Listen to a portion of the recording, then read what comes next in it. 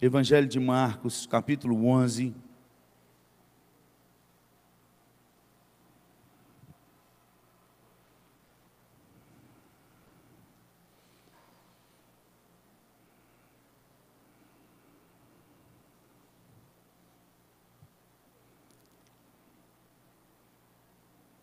A partir do versículo 12 a 14, e depois nós vamos pular para o 20. Mesmo assentados, vamos fazer essa leitura juntos, todos. No dia seguinte, quando saíram de Betânia, teve fome, e vendo de longe uma figueira com folhas, foi ver se nela, porventura, acharia alguma coisa. Aproximando-se dela, nada achou, senão folhas, porque não era tempo de figos. Então lhe disse Jesus: nunca, jamais coma alguém fruto de ti. E seus discípulos ouviram isso.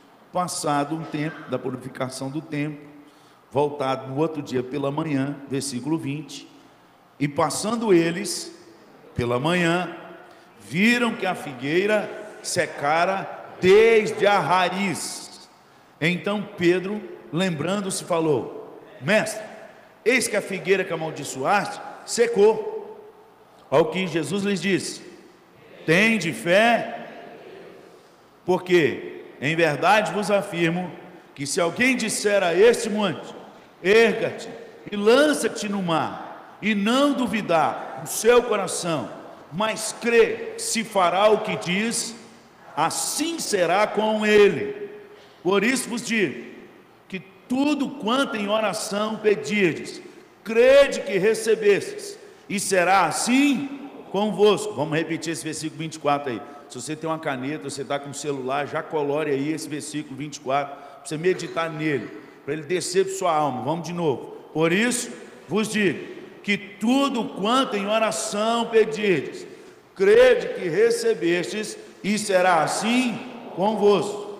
E quando estiverdes orando, se tendes alguma coisa contra alguém, perdoai, para que o vosso Pai Celestial vos perdoe as vossas ofensas. Mas se não perdoardes, também vosso Pai Celestial não vos perdoará as vossas ofensas. Mais um dia de escola, mais um dia de discipulado, mais um dia do puxão de orelha do Senhor Jesus àqueles que iriam continuar o seu legado para chegar onde nós estamos hoje. Se você entra numa sala de aula achando que você só vai achar coisa fácil, você está indo para um lugar errado. Não existe lugar de discipulado, de estudo, de ensino, de aprendizado que é fácil. Não existe. Se é fácil, principalmente se na matemática e na física, se está dando tudo fácil é porque está tudo errado. Sempre é difícil.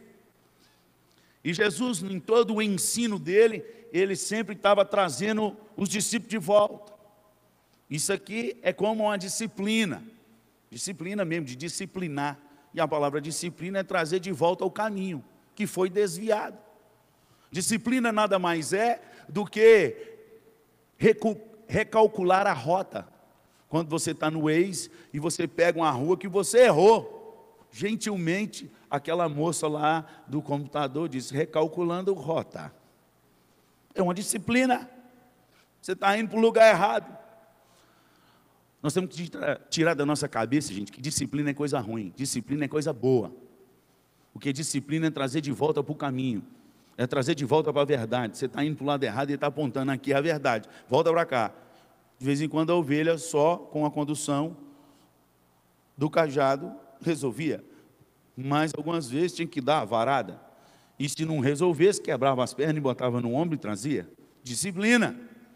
Aqui Jesus está disciplinando aqueles que precisam andar por fé. A palavra de Deus fala que o justo viverá por fé e não pelo que vê. Você pode ver, você pode somar, você pode calcular, você pode tentar provar com tudo que você vê, mas o justo vive pela fé. E a fé não se mede com os olhos, se mede em Deus, com acreditar. E é isso que Jesus está ensinando para eles. Você tem que passar para um nível maior, um next level, assumir algo mais. E ele mostra várias vezes, multiplica os pães 2 vezes. Depois pergunta para eles, na passagem de a travessia de um barco. E eles falam assim, é porque nós não trouxemos pão. Que ele fala assim, cuidado com o fermento dos fariseus e dos publicanos. Aí, e de Herodes. Aí eles falam assim, é porque não trouxemos pão. Fermento, pão. Vocês não entenderam nada. Vocês não viram quando a primeira multiplicação, quanto pão, cesta sobrou? E a segunda, quantas cestas sobrou? Ele está falando sobre algo que transpõe o conhecimento humano, algo que é sobrenatural, algo que está acima do que a gente pode medir. Amados, a Bíblia é um livro sobrenatural. Primeira carta de Paulo aos Coríntios, capítulo 2, no versículo 15, fala: o homem natural não entende essas coisas, porque essas coisas lhe são loucuras, porque essas coisas se lhe discernem espiritualmente. Só há discernimento dessas coisas através do Espírito de Deus. O homem natural nunca vai entender as coisas que só o Espírito de Deus revela. Nós vamos entender que Deus é um Deus sobrenatural. E Ele chama os seus discípulos o tempo todo. Leia a Bíblia de novo, nessa perspectiva, a partir de Mateus, que é o Novo Testamento. Mas se você começar em Gênesis, você vai ver, o tempo todo Deus chama aqueles que andam com Ele para o sobrenatural, mostrando a sua incapacidade e o grande poder que Deus tem naquele que é incapaz, que tem na mão, Moisés, uma vara. Então vem que é com essa vara que você vai libertar o meu povo. Você não entendeu. Moisés entendeu, falou, não, se eu sou gagagagá, apesar de língua, manda outro, agora já passou. Porque só os que saíram prontos para a guerra eram 600 mil homens. Se você calcular que cada um tinha uma esposa e cada um só tinha um filho, porque naquela época tinha aquela unção do coelho, né? 10, 15, 20 filhos, 7. 1.800.000 pessoas. Falou, é com esse pedaço de pau aí. E você? Você vai numa nação, vai peitar um governo, um exército, você e esse pedaço de pau. Algo impossível, amados. Mas com Deus, Deus sempre chama o seu povo para algo impossível. Sempre tem o primeiro. Davi foi o primeiro que derrubou gigantes. Até então o exército estava lá, até os irmãos dele, os bambambam, os que eram do exército. Ele era de trás da malhada, ovelhinha, pastor de ovelha, cuidando de ovelha. Mas quando o gigante chegou, os do exército pulou fora, tudo com medo. Quem que derrubou o gigante? O pastorzinho. Por quê? Porque ele tinha certeza que o Senhor era com ele. Fé. Andou por fé. Assim como o Senhor me deu o livramento do urso e também do leão, não vai ser diferente com esse homem. Porque o Senhor vem contra mim com espada e com lança, mas eu vou contra o Senhor em o nome do Senhor dos exércitos. Nós temos um Deus que anda com a gente. Amém? Depois disso, você vai ver por várias vezes o exército de Israel derrubando gigantes, porque começou a derrubar gigantes. Nós somos cópia daqueles que passam além de nós. O nosso legado só é repetido o que a gente é. Se nós não dermos um next level na nossa vida, se a gente não subir, não aumentar, não experimentar algo mais, nós vamos continuar 20, 30, 40 anos só morrendo, só enterrando.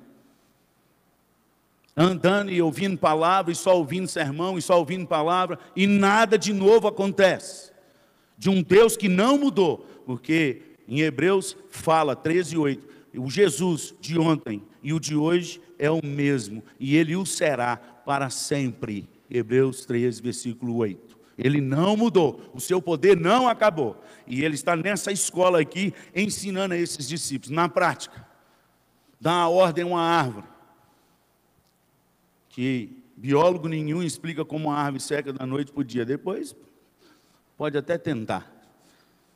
Mas ele mandou e obedeceu. Biólogo pode até explicar como é que os peixes chegam no mar, onde passaram os pescadores a noite inteira pescando. Mas segundo a ordem do nosso Deus, manda lá e os peixes vão estar lá. O universo inteiro, gente, obedece ao nosso Deus. Só o nosso coração rebelde que não obedece. Mas o mar ainda para os céus ainda param, a tempestade acalma, os peixes vêm, a árvore seca, mas o coração rebelde é o único que dá problema. Jesus está ensinando a esses homens o que não está virando a chave da fé no coração deles. O que fazer para que a sua oração toque o impossível. Versículo 22, a primeira coisa que está registrada aí. Vamos lá? Ao que Jesus lhe disse. Marcos 11, 22. Ao que Jesus lhe disse. Tem de fé? Tem de fé? Primeira parte da chave do impossível. É a fé verdadeira que move. Ter fé não é ter fé, qualquer tipo de fé. Como nós já estudamos antes, e a gente estuda isso lá na sala de maturidade cristã. Os 4 tipos de fés. Tem 4 tipos de fés na Bíblia, legítimo. E que funciona, mas só tem uma chave certa, que chega até Jesus Cristo. Existe a fé de cura.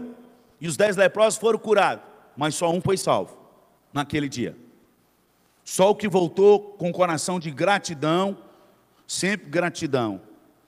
É o que voltou com coração de gratidão, que Jesus olhou para ele e falou assim: onde estão os outros 9? Não eram 10? Vai, a tua fé te salvou. Não salvou os outros não, naquele dia 10 foram curados, mas só um foi salvo. Se você olhar em Tiago 2,19, você vai ver um tipo de fé que faz você tremer de medo. Crês tu que existe um só Deus, faz bem. Até os demônios creem e tremem. Mas não faz eles mudar, não faz ficar bom, não faz voltar a ser anjo de Deus, não faz voltar para o céu, nunca mais. Eles têm fé. E eles tremem. E eles reconhecem a soberania e o senhorio de Cristo. Mas não muda eles em nada.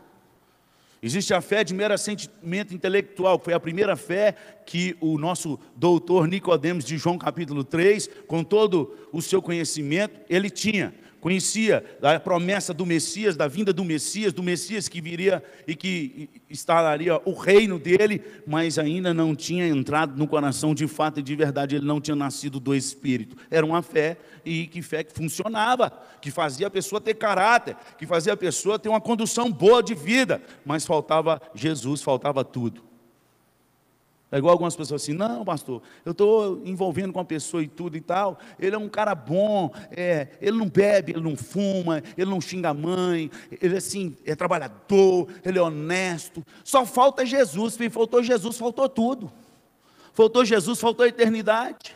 Faltou Jesus, faltou o amor que tem, que Jesus falou que aquele que é servo do Senhor Jesus, quando ele decidir se casar, ele tem que cumprir o que está nas Escrituras, e ele tem que estar apto para morrer pela sua mulher. Faltou isso, ele não vai pular na frente. Faltou tudo, ele vai matar. Dá raiva nele para você ver. Não tem condução. Paulo ainda fala isso lá em Coríntios, sobre o jugo desigual da canga. O jugo é canga.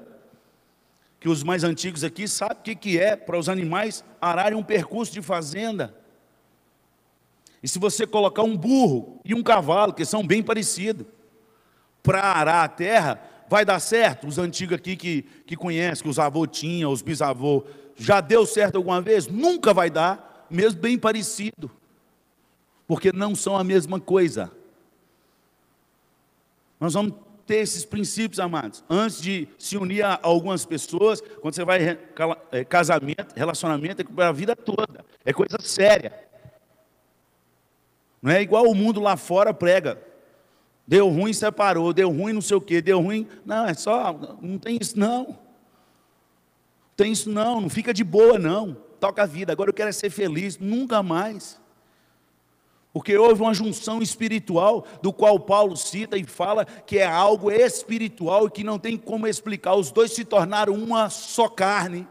Isso é coisa de Deus. Não tem como ninguém explicar. E quando há a separação, rasga.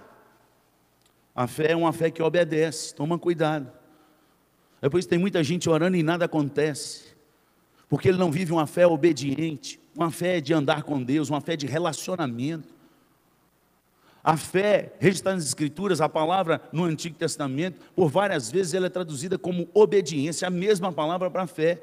Abraão creu, isso foi lhe imputado para a justiça. Tiago cita depois, lá na frente, na galeria da fé também, em Hebreus, também fala sobre essa fé que obedece, eles obedeceram.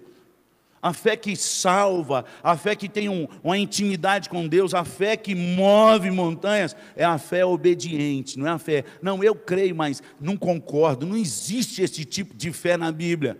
Quem crê tem que obedecer. Eu vou te falar uma coisa, sua vida estava muito melhor, meu irmão e minha irmã, se você começasse a obedecer a Bíblia em vez de questionar a Bíblia. Está na Bíblia, obedece. Você ia andar melhor. É só uma dica. Tem gente que vai assim, mas eu não concordo com isso. Eu acho que aqui, eu não acho. Primeiro, o livro é sobrenatural. Segundo, é um Deus sobrenatural que revela. Terceiro, está lá, vamos obedecer. O resto é com Ele. Uma fé obediente. Tendes fé em Deus. Obedeça a Deus. Em outras palavras, se você crê nele, obedeça-o. E a primeira palavra que Deus fala, sede santos, porque o Senhor vosso Deus sou santo. Ser santo é ser separado. Se é separado de alguma coisa. E é do mundo, e das coisas do mundo, e das paixões do mundo, e dos prazeres da carne. Isso é separação. Que Pedro gasta uma carta com 5 capítulos para explicar sobre a graça genuína. Conforme ele registra no capítulo 5, lá pelo versículo 13, quando ele está encerrando, falando sobre o que é uma graça genuína, uma graça real, verdadeira, que não é fake. E a carta de Pedro fala o tempo inteiro sobre santificação, em todas as nossas obras, em todos os nossos atos. Uma fé obediente. Essa é a fé que move montanhas. Essa é a fé que o impossível acontece. Essa é a fé que o sobrenatural ainda hoje age. E não é sobre ungidão, não. É sobre todos que obedecem.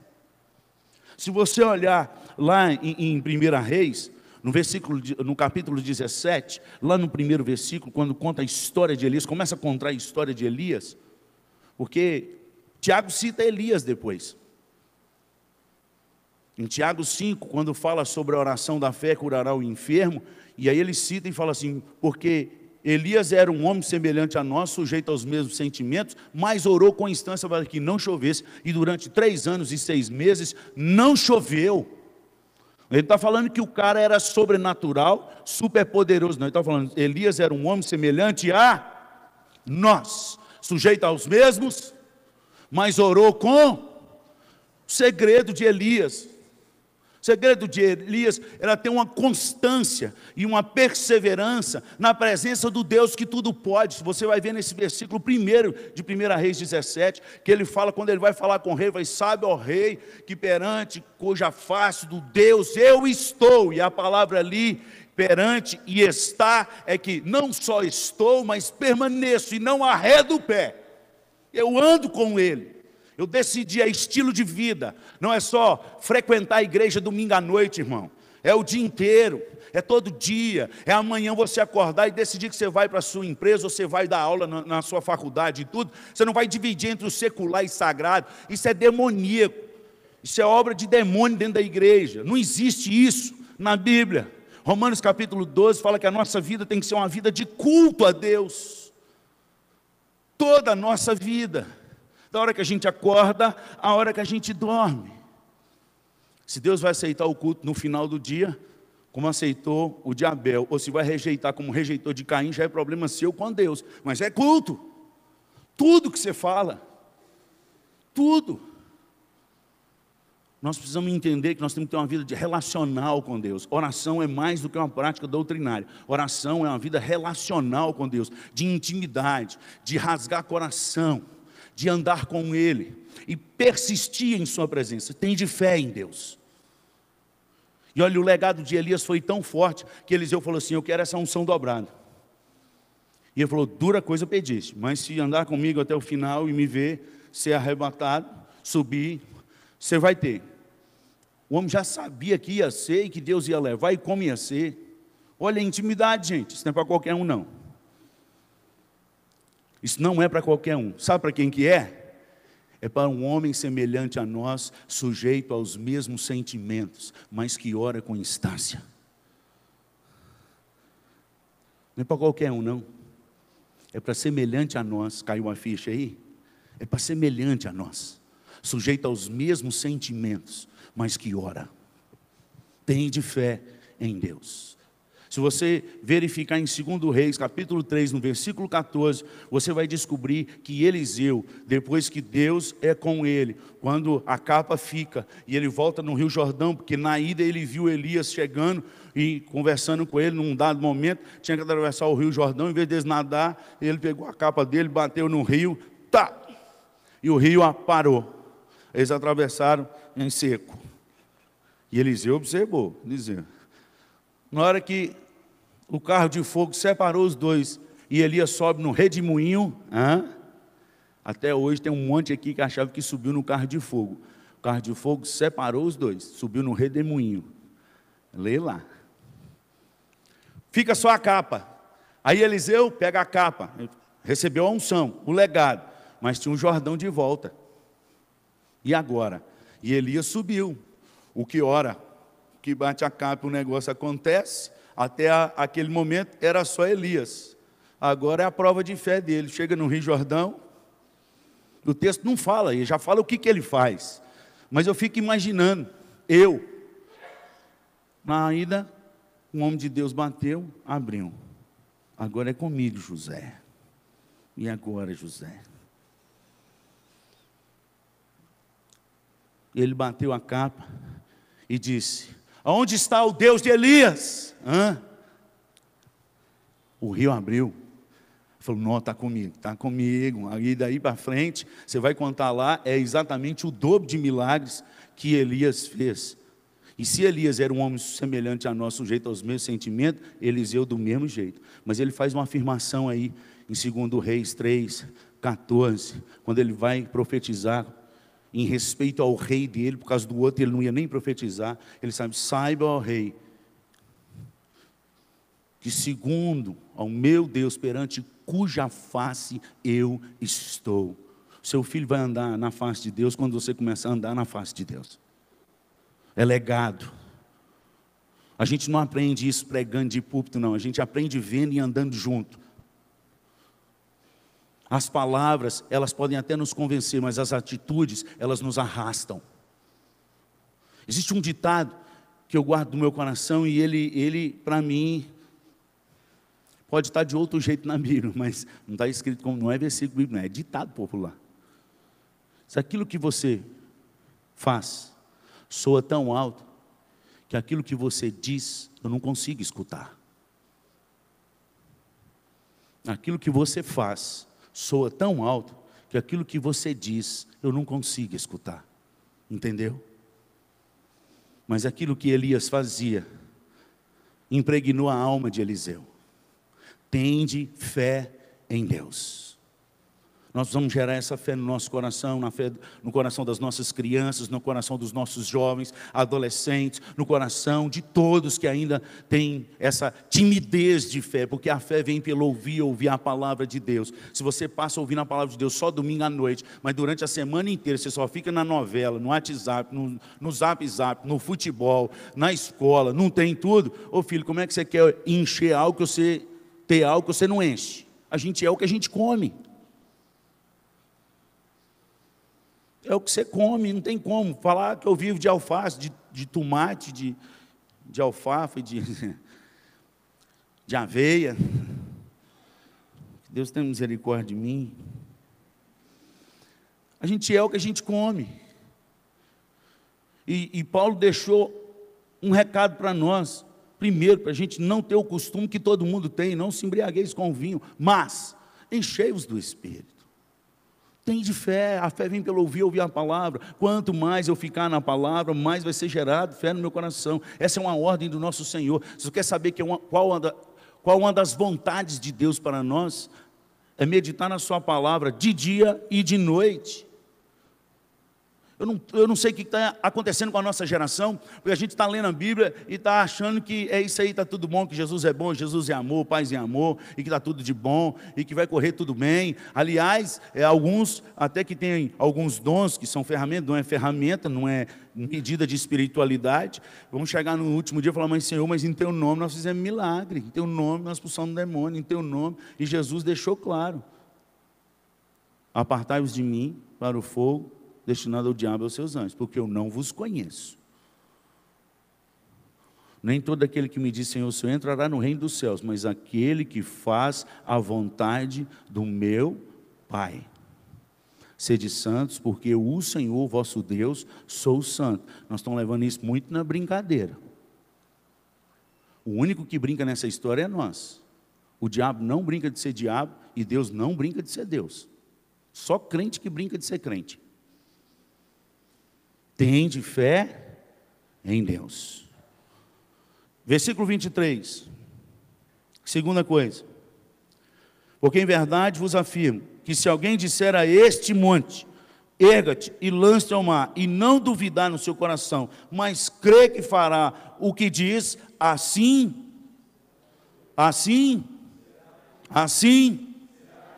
Em outras palavras, o que Jesus está dizendo para eles? Lança fora a dúvida. Tira esse espírito de covardia de vocês, do qual Paulo depois cita a Timóteo, porque Deus não nos tem dado espírito de covardia. Espírito, irmãos. A palavra lá é espírito de covardia. Existe algo que é espiritual, que amedronta o seu coração, que gela a sua alma e que te cerca daquilo que Deus te chamou para você fazer. Crê. Não no que vê. Porque a fé do justo, o justo andará por fé e não pelo que vê. É por fé.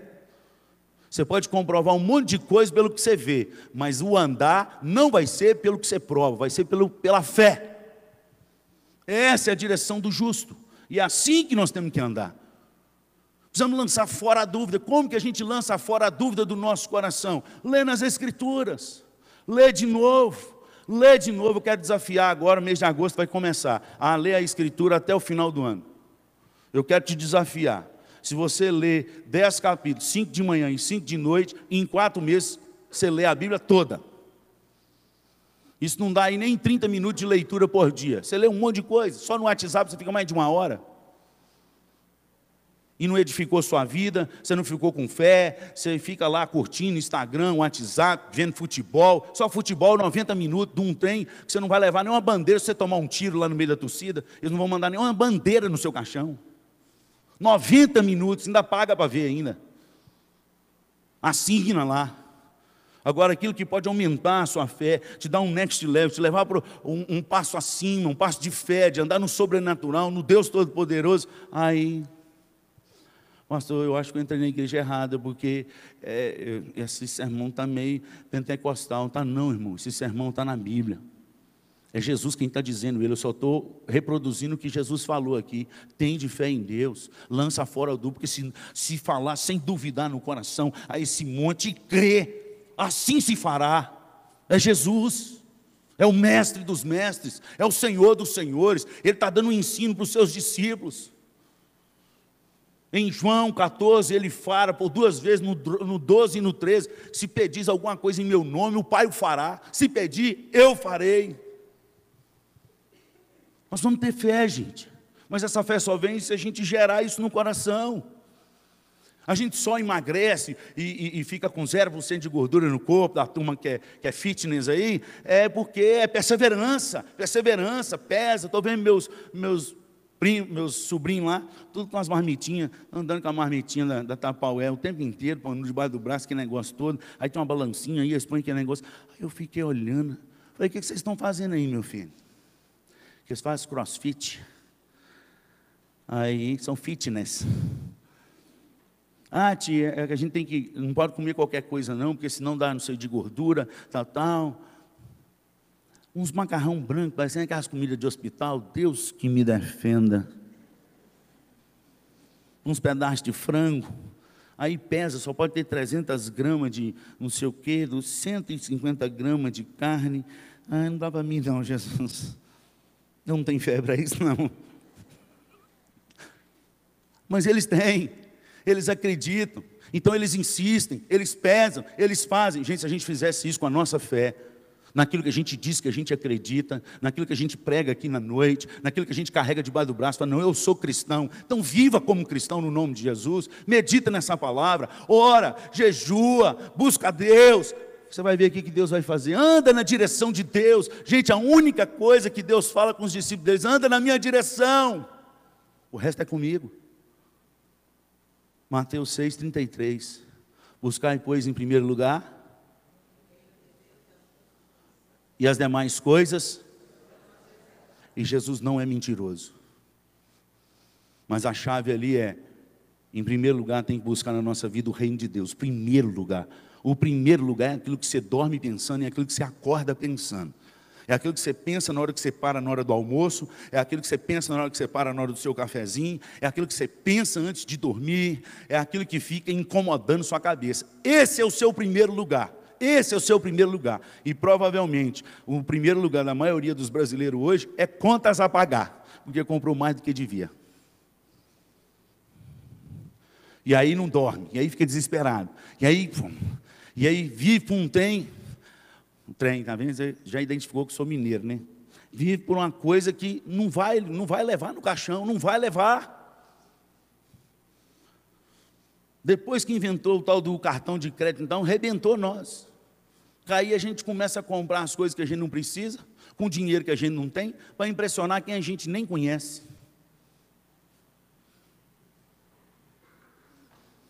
Porque o outro tem, eu tenho que ter. E o que adianta? Desvie de foco, desvie de foco. O seu primeiro lugar, lógico, vai ser aquilo que está incomodando. Não vai ser sua fé, vai ser Deus.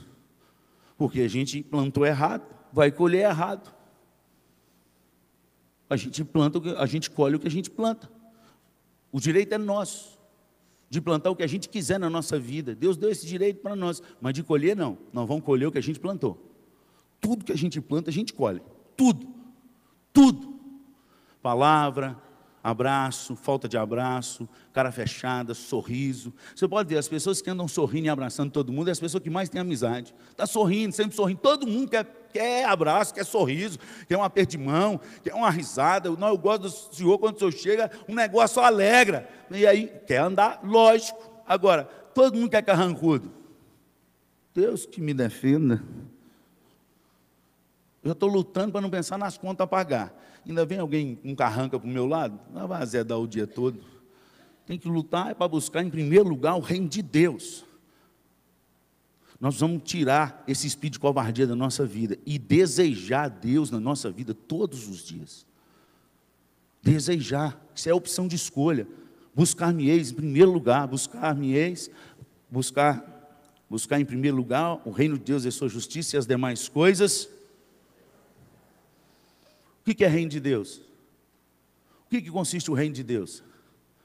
1 Coríntios 4:20. Porque o reino de Deus não consiste em palavras, mas tão somente no poder de Deus. Menos do que o poder de Deus na minha vida é nada. E o poder de Deus só vem se eu buscar ser cheio do Espírito, porque ele só vem através do Espírito Santo de Deus. Tende fé em Deus. Lança fora o medo. Lança fora a dúvida. A Bíblia diz em Romanos 14:23 que tudo que não provém de fé é pecado. Está escrito, irmão. Guarda na sua Bíblia, decora, Romanos capítulo 14, versículo 23. Tudo que não provém de fé é pecado. Nós precisamos aprender uma coisa, versículo 24, que eu mandei você colorir aí na sua Bíblia. Então, primeiro é ter fé. Segundo, lançar fora a dúvida. Terceiro, pedir. Olha aí. Por isso vos digo, que tudo quanto em oração,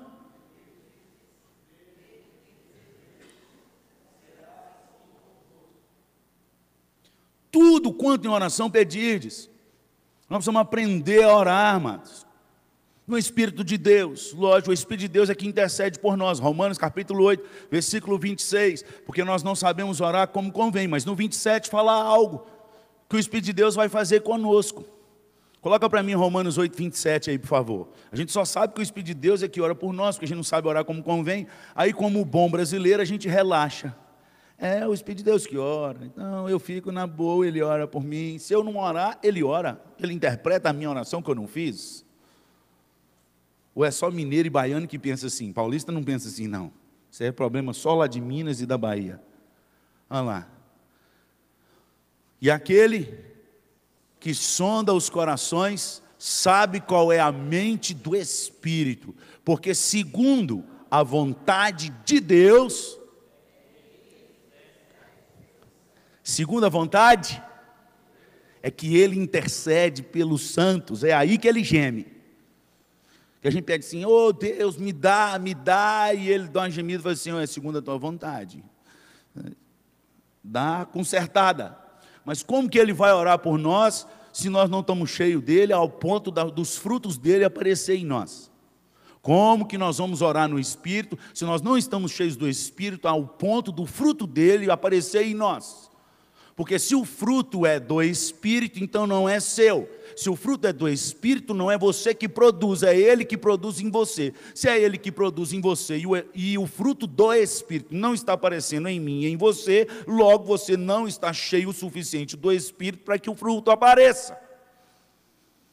Por isso é a ordem para se encher do Espírito.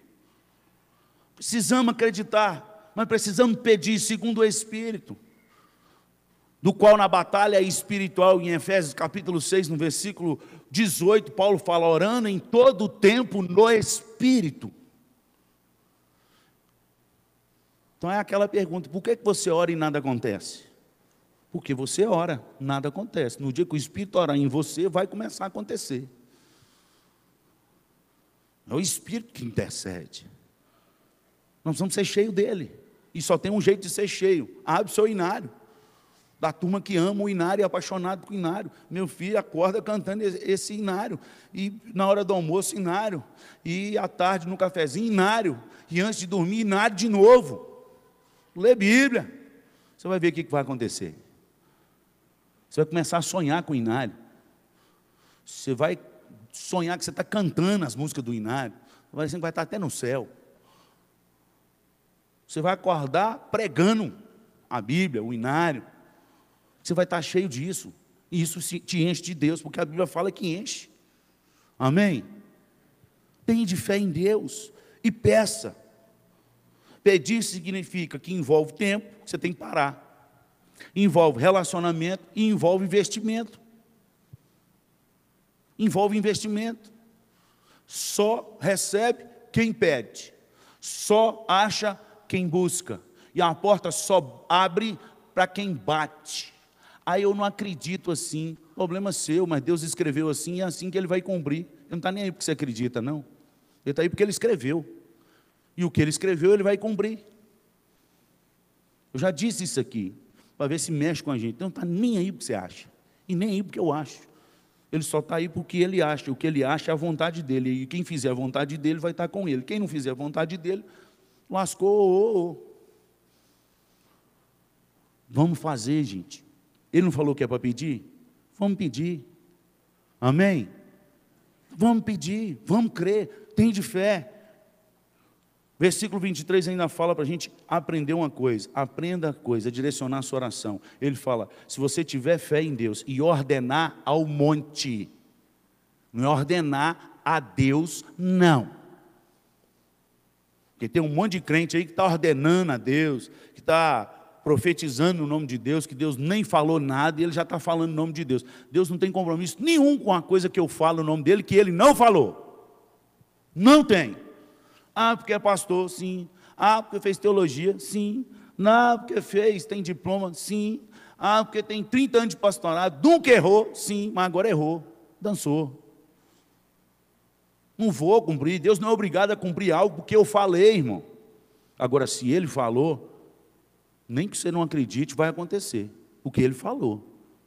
Nenhuma palavra de Deus cai. Tudo que ele fala, ele cumpre. Então, profecia é algo sério. Porque vem direto de Deus, não é do homem, não. E nem da pessoa que tem o dom. No caso do que está acontecendo aqui agora, é um tipo de profecia. Deus usando um miserável vaso para falar com você que você precisa crescer e aumentar. Isso é palavra de Deus para o seu coração. Você precisa receber e praticar no nome de Jesus. Aprenda a ordenar ao monte, é ao problema. É o problema que tem que sair. Não é a Deus, não. É no nome de Jesus, no poder do Senhor Jesus, que o problema ele tem que dar um jeito, tem que resolver. A tempestade sai, não é Deus que sai. Eu ordeno, Deus, que o Senhor pare a tempestade. Não, ele só fala, acalma a tempestade, emudece o vento. Aprenda a ordenar os problemas e não a Deus. Por último, e esse é pior, aprenda a obedecer a Deus, pedindo perdão e liberando perdão. Essa mesma expressão nesse texto aqui tem na oração do Pai Nosso, que você, mas eu não faço a oração do Pai Nosso, problema seu. Você fazendo ou não fazendo, aquele é o princípio de se chegar à presença de Deus. E se a gente não perdoar os devedores, os nossos devedores, Deus não vai nos perdoar. Está escrito nesse texto. O grande problema do impossível não acontecer mais nas igrejas é porque hoje nós estamos cheios de pessoas nas igrejas que não pedem perdão e não liberam perdão. E fica sentado nos bancos, e está aqui na frente, e está fazendo os trabalhos da igreja, e está aqui nos corredores da igreja, mas não é digno de chegar e confessar, eu errei, me perdoa. Não pede perdão, de jeito nenhum, porque ele me ofendeu primeiro. Então fica aí, bobão, orando e sofrendo para se lascar, porque Deus não faz o impossível para quem não libera perdão, e para quem não pede perdão, irmão. É simples assim. Um obedeceu. Mas Deus não é assim, Deus é um Deus de amor. O amor de Deus não é amor de vó. Vó aceita tudo. O menino faz, não, meu filho, não, Deus tem problema, não. Não, ele não foi rude comigo, não. Ele está meio estressado.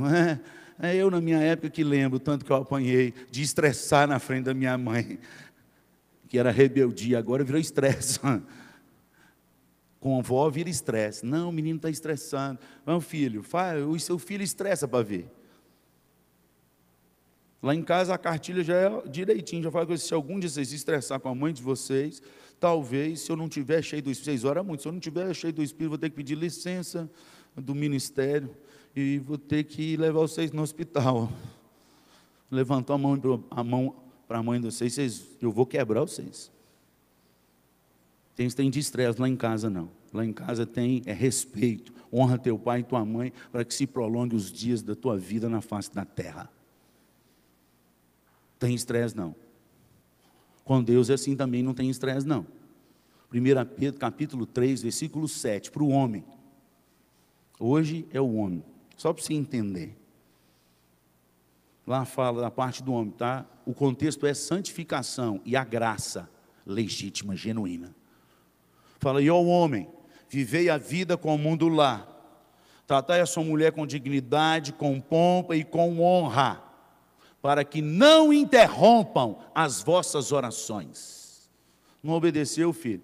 Você pode ser o pregador melhor do mundo, sua oração é interrompida. Aqui está dizendo que a nossa oração de fé, ela é interrompida quando a gente não pede perdão e quando a gente não libera perdão. Ô gente, quem não tem para dar, dá desculpa. Esse é o problema. Nós estamos vivendo numa geração de crentes hoje que não tem nada para dar, porque está emperrado. Emperrado por falta de perdão, emperrado porque não pede perdão, emperrado porque não busca aumentar a fé, emperrado porque não medita na Escritura de dia e de noite, emperrado por um monte de coisa. Aí começa a dar desculpa. Não, porque hoje Deus não faz, porque hoje não dá, porque não, porque... Emperrado, dá desculpa. Quem não tem para dar, dá desculpa. Eu não tenho ouro nem prata, mas o que tem eu te dou. Em nome de Jesus Nazareno, levanta e anda. Quem tem para dar, não dá desculpa. Nós vamos aprender a buscar ser cheio do Espírito Santo de Deus e a liberar perdão. E então a oração de fé acontece. Hoje, enquanto eu estava ali preparando para pregar, me vi uma história de um amigo meu.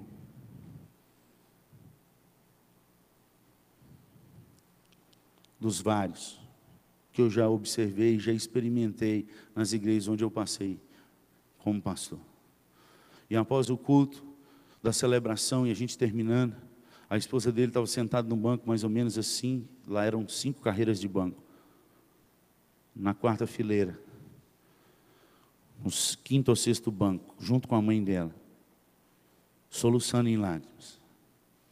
E eu cumprimentando o povo veio na frente e tudo, aquilo me incomodou, olhei de novo. E quando eu cheguei perto, eu perguntei assim: o que aconteceu, filho? E ela chorava sem cessar.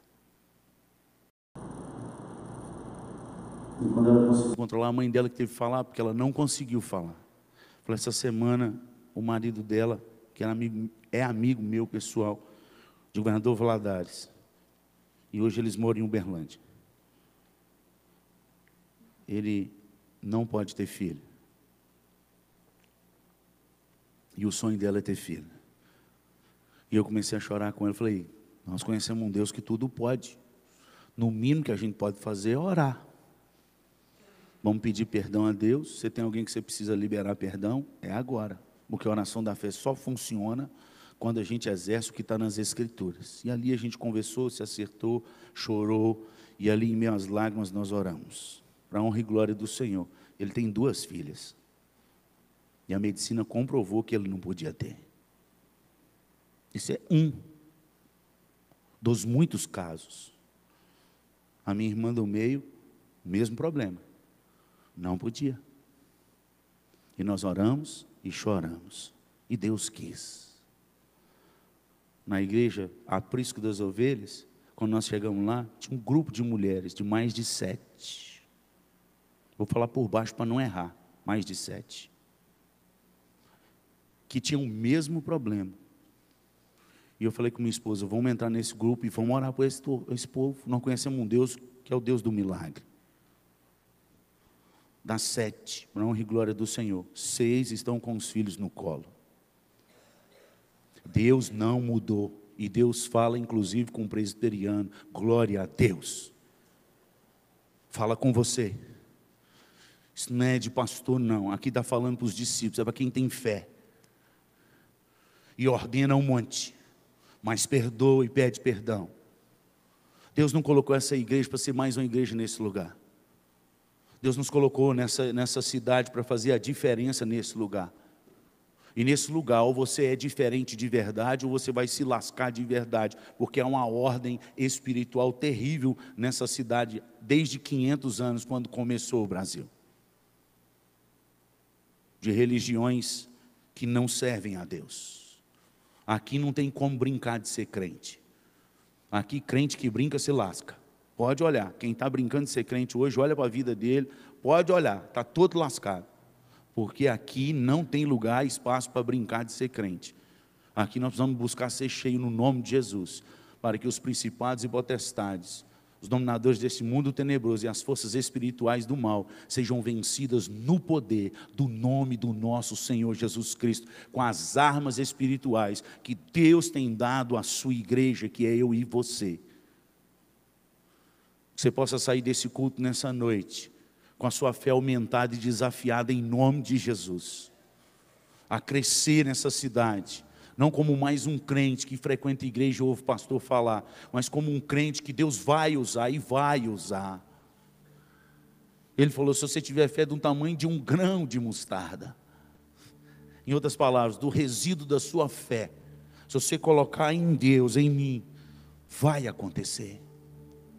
É resíduo, é pouco, mas coloca no lugar certo. Coloque em Deus, filho. Coloque em Deus. Eu queria orar por você. Eu queria desafiar essa semana a você repensar em tudo isso que foi pregado neste lugar.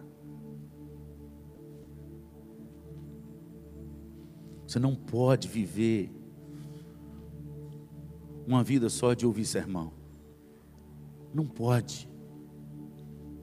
Você tem que pedir a Deus algo para dar. Porque Deus tem para te dar. Você é escolhido por Deus. Não só para estar ouvindo essa mensagem. Segundo o Salmo 65, versículo 4, que diz, bem-aventurado o homem a quem o Senhor escolhe para estar nos teus atos. Você é o escolhido de Deus para receber a porção de fé.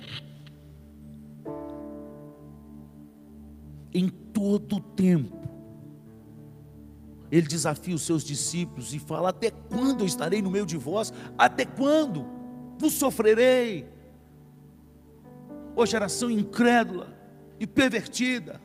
Ele está falando com os discípulos.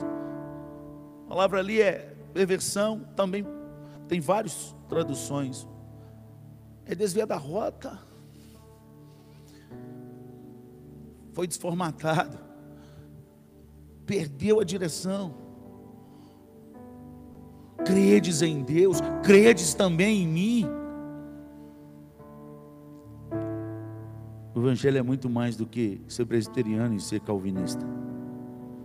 É um evangelho de poder, que está acima de qualquer religião, qualquer bandeira. É o reino de Deus que é chegado até vós e por meio de vós. Este é o fim principal de nós, os homens: glorificar a Deus e gozá-lo para sempre. Esse é o fim principal. Como vamos glorificar a Deus? Como Jesus disse no Sermão da Montanha, no capítulo 5, lá no versículo 16, que fala que nós somos a luz do mundo. Não se pode esconder essa luz. E ele diz: assim também brilha a vossa luz diante dos homens, a fim de que, vendo as vossas boas obras, glorifiquem a Deus que está nos céus. Irmãos, por mais que a gente faça boas obras, se as pessoas estão enxergando só a gente, nós não chegamos aonde Deus quer, porque Ele diz que as boas obras que a gente tem que fazer, tem que chegar ao ponto das pessoas olharem para nós e dizer: não foi Ele, é Deus. Homem nenhum faz isso não, é Deus. É Deus. Pedir perdão, perdoar, depois de sofrer aquilo tudo, ainda ficar junto e ainda ter um casamento abençoado, não é homem não, não tem isso não, hoje isso é Deus. Deus, o Jesus de ontem e o de hoje, Ele o será para sempre. Eu tenho orado por vocês, eu tenho pedido a Deus, quanto a palavras, quanto a teologia, mas quanto o teu poder, todo o universo cai. Manifesta o teu poder nessa igreja, que o teu reino venha sobre essa igreja, que haja curas sobrenaturais nesse lugar, no nome de Jesus. Que o Senhor se manifeste nesse lugar. O Senhor é o dono dessa igreja, que ainda que homens dê canetada do jeito que eles quiserem, o Senhor está com um cetro nas tuas mãos, e a última palavra é a do Senhor, e a tua palavra está aqui, e na tua palavra diz que aquele que crê, assim se fará. Aumenta a minha fé, Senhor, aumenta a minha fé, em nome de Jesus. Que a gente possa ser como os presbiterianos do passado, que tinham uma fé invejável, que acreditava que podia abrir mão de todas as coisas e de toda a riqueza para vir para o Brasil e em 8 anos deixar uma igreja como a nossa, perdendo esposa, tendo malária, se lascando todo, de tudo quanto é doença, mas em 8 anos deixou a igreja, escola, seminário, jornal. 8 anos. 8 anos. Em quantos anos você está nessa igreja? Qual é o seu legado?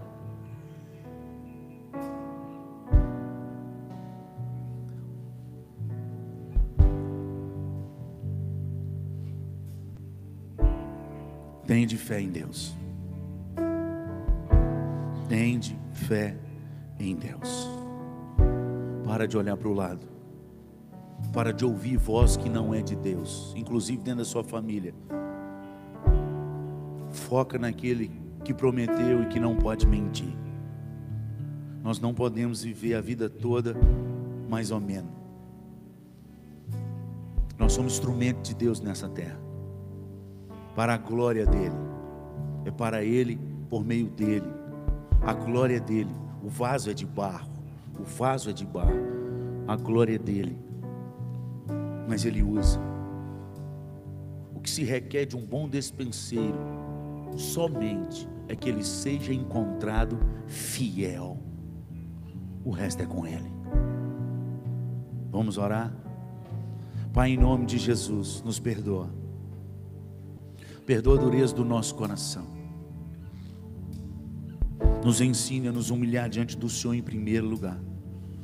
E a nos humilhar diante das pessoas e pedir perdão no nome de Jesus. Pelo Senhor. É pelo Teu reino. Se algum dia o Senhor tiver que nos exaltar, é no tempo do Senhor e é no momento oportuno do Senhor. É assim que está escrito.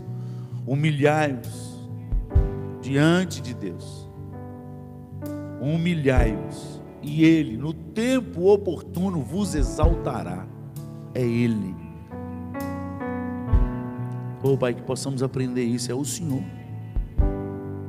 Não somos nós que temos que nos exaltar, falar. É o Senhor. A glória é do Senhor.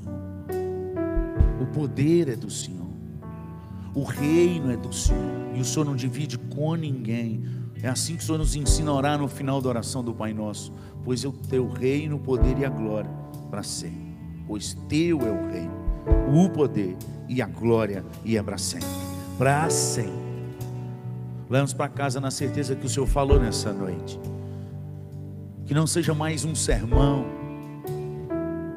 que não seja mais uma pregação, mais um estudo, mais uma palavra, um recado, mas que seja a voz do Senhor ecoando na nossa alma. Se preciso for, Pai, tira-nos a paz que o mundo dá, que é fraca, que é baseada em dinheiro, em saúde.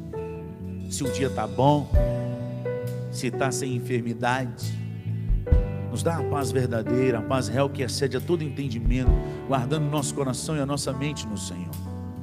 Tira essa paz. Se preciso for, nos acorda de madrugada, mas nos traz de volta para o caminho, corrige a nossa rota, recalcula a nossa rota para um caminho de fé.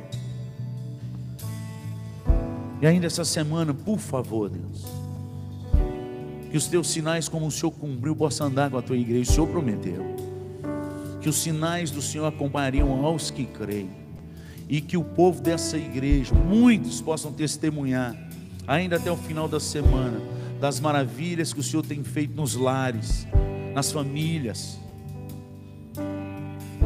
pelo Teu nome. Que o Senhor cresça e que a gente diminua no nome de Jesus. Amém. Vamos louvar a Deus, vamos colocar de pé e depois receber a bênção.